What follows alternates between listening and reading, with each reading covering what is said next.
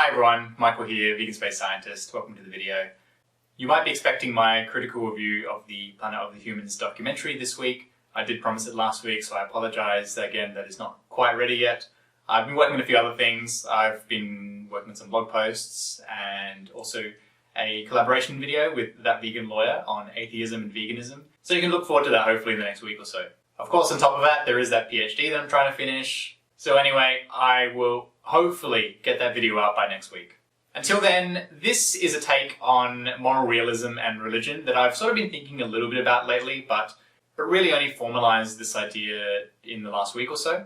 I want to talk about what I see as a counter to the claim that you cannot have any concept of good or bad, objectively speaking, in the ethical sense, without appealing to some deity and the set of rules and ethics that they set out.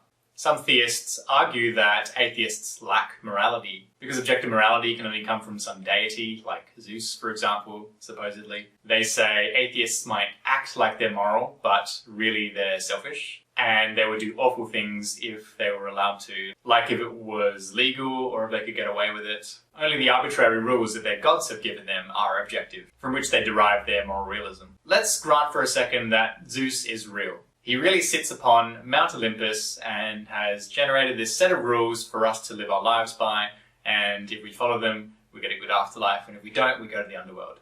Okay, let's just take for granted for a moment that that is true for the sake of argument. Or if you want to use some other religion, then so be it. A follower of Zeus might argue that this set of rules is objective, and it constitutes moral realism. What makes their version, Zeus's version of moral realism, more objective than my version of moral realism? Which is that suffering is bad, well-being is good, and that nothing else can matter. In what way is Zeus's set of ethics more or less arbitrary or more or less correct than my set of ethics? A god, if one exists, is just another being. It's another entity. You could call it another sentient mind for all intents and purposes. The fact that they demand that we do something does not in itself make it objectively good or bad. I don't think there is a way to convince someone that not doing what Zeus wants them to do is objectively bad or even bad at all without the kind of carrot and stick incentive structure of heaven and hell. In what way is following one of their arbitrary rules objectively good? If one claims that we can't get moral realism from anything a human proposes, how can we get moral realism from something a god proposes? The god will send me to heaven or hell depending on what I do in my life, but a parent might send their child to their room or give them dessert depending on what they do. But this reward-punishment system has no basis on morality. What is special about a god that makes their word moral realism? The mere fact that they created the universe or have power and control over the afterlife and who goes there and maybe even the universe itself does not seem sufficient here. Consider someone who creates a simulation of a universe in which sentient minds go about their lives. You might think of a human who creates a simulation with lives in it. Or maybe even we're in a simulation and you can think of whoever created our simulation. The creator of this simulation may very well be a god of the simulation. They might ask their creations to do certain things, like worship them and not do other certain things. Otherwise, they will put them in a different simulation with either lots of pleasure or another simulation with lots of suffering for some reason. In what way is the arbitrary list of rules that the simulation creator comes up with in any way objective? So to wrap that point up, I'd argue that one's view of moral realism should be consistently applied, whether talking about morality as defined by a god or by a human. As an additional thought, I find it odd that a theist might call an atheist selfish or immoral, when they are often primarily only doing what they do in order to get to heaven and to avoid hell. Atheists tend to do this, quote unquote, the right thing, without this carrot stick reward punishment system. Wouldn't this make theists more selfish? The best steelman or devil's advocate I can think of for theists is that if their god or gods were real, they might very well constitute a utility monster. A utility monster being some being that gets so much pleasure out of a certain thing that their pleasure and maybe even their suffering just vastly outweighs any other sentient being. So you might think of what if an alien came to Earth and they would get so much pleasure that from the utilitarian perspective we should sacrifice all humans to it for its pleasure, and this would outweigh the suffering of the humans.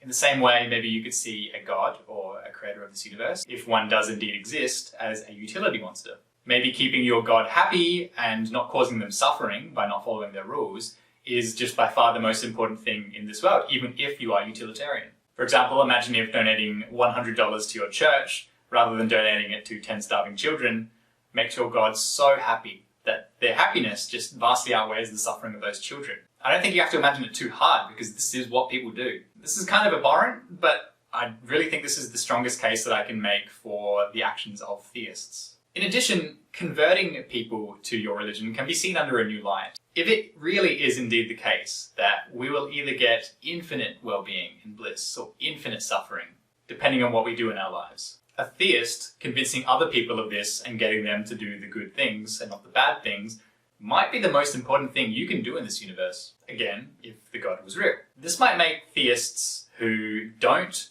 dedicate all of their time to converting other people to their religion incredibly selfish, because they'd be robbing people of infinite bliss. And so while I think theists are just incorrect, in a way I do sympathize with their views to an extent, because if their God was truly real, and I would truly go to hell for doing what I do, I would want someone to convince me so that I could get to the infinite bliss, probably. I'm genuinely interested in hearing what any theists have to say about this. Do you think this accurately represents your views? Is this how you get to your God's morality being the objective morality? Or have I missed the point? I feel like this objection to objective morality from religion is unique. I can't be sure, but I can't think of anyone who said this before. I'm almost certainly wrong. I'm almost certain that someone has come up with this idea before. So if that is the case, please let me know so I can credit the original creator of this idea. But I do want to say that the answer of they are a god, or they created the universe, doesn't quite seem sufficient for why a god's version of objective moral reality is objective and why my version is not. So I think I'll leave it there. I hope you enjoyed this video. Thank you for watching. Please leave a like, comment and subscribe if you enjoyed it.